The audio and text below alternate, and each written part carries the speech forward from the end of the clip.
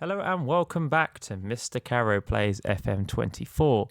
Today we're going to look at something different, and that is how to manage a high schedule, maybe a lot of games in 1 week, whatever that might be. But this is kind of my ideas of how you can make that work within your squad. The first of which you would want to look in your squad and then look at kind of like the condition that you find those players in.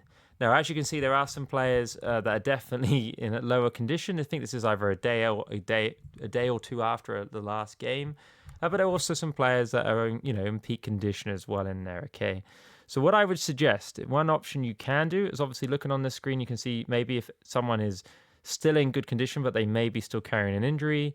Maybe you'd want to take that player out. Okay, so maybe make sure that although the condition of those players looks good, if they are carrying an injury, then it may work against you in the long run, okay? And the same with the ones with fitness tests in that kind of equation as well. It's kind of, you can play them and it gives you a set amount of minutes that you can. But my personal opinion and my kind of avenue, if you've got, maybe play them if you've got no other choice. But if you've got a choice, maybe really, give them some game time to build up that match fitness. But I wouldn't risk it on your better players personally, if that's in my honest opinion. One option you can do is you can go to training. And this is, like I say, specific look at about how we can get our players condition up before the next game. Okay, so if we go over to rest, we can see that it kind of gives you a selection of information here, really. Kind of tells you if you've got this in here, if you've got that, I guess that filters always there. So the information, whether they're injured, suspended, if they're suspended, maybe, we don't necessarily have to rush their fitness back to peak. They're not going to be playing in the next game, okay? But if they aren't suspended and they can play, what can we do to kind of help?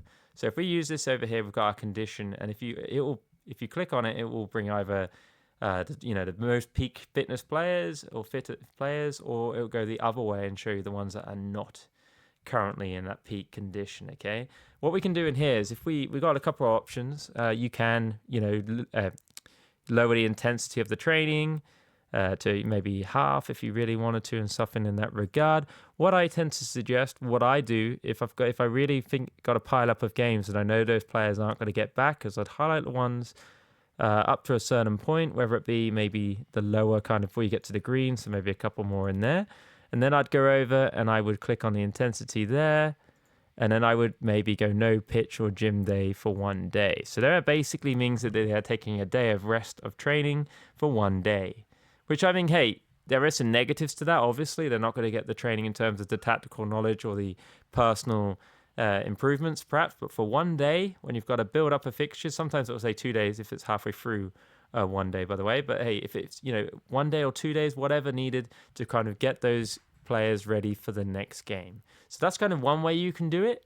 Another way would be if you go over to your medical center, and then inside there you can look at your risk assessment. Okay, and in here it will, again, if you click on this, show you the fresh ones, the freshest players if you're a little fatigue, and then if you click again at the top, it's going to show you the other ones, I believe. Yeah, in condition. So yeah, it gives you kind of heavy match in so much as fatigue. Perhaps that wasn't a great example, but in match load, for example, which is a good thing for us to look at, you can see that it is going to show you if they've got a heavy match load, or if you click on it again, a light match load. Obviously, the ones that have got heavy, or maybe, or the higher kind of threshold in there, obviously what we kind of want to do is we want to kind of think about what can we do to help them, okay? What can we do to make that, to kind of get rid of that kind of element of, are they going to get injuries? Are they more likely to get injuries? And how can we kind of manage that before it actually happens, okay? Obviously, you have to have sports scientists and so forth to build up this knowledge, but obviously when you get them, this is kind of,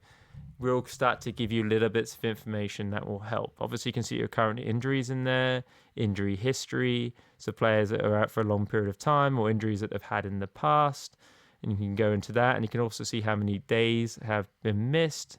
In this case, quite a, like that guy up the top there, 81% it missed so far. So 81% of the season is missed so far. 57% of the season for that dude there.